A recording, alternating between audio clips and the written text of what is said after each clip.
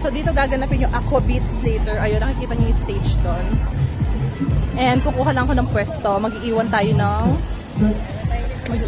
ng gamit doon. I'm so excited for later. 4 PM pa kasi nandito si Sir Chicken.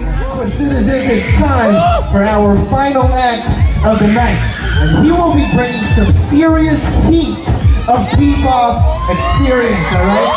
Now, check this, right? As a breakout soloist, known for his killer style, swag, and sick rap lines that are sure to leave you wanting more.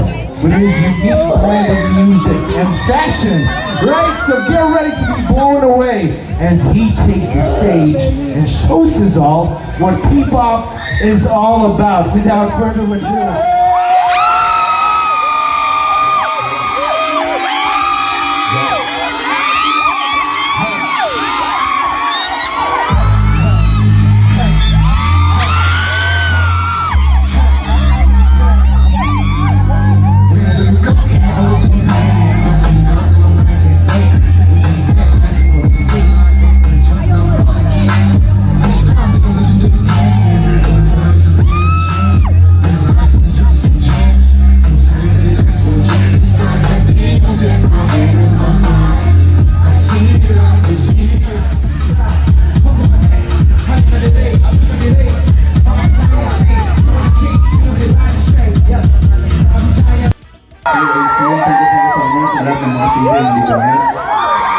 Thank you so much, and of course, I want to thank Aqua Plant for having me here. Sa mga Aqua citizens, so wish, sa lahat ng mga wishers na narito ngayon, and of course,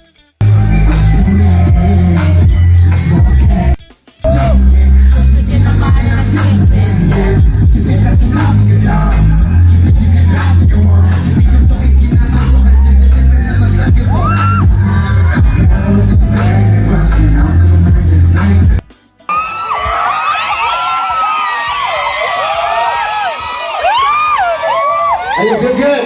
Yeah! Okay, that's good.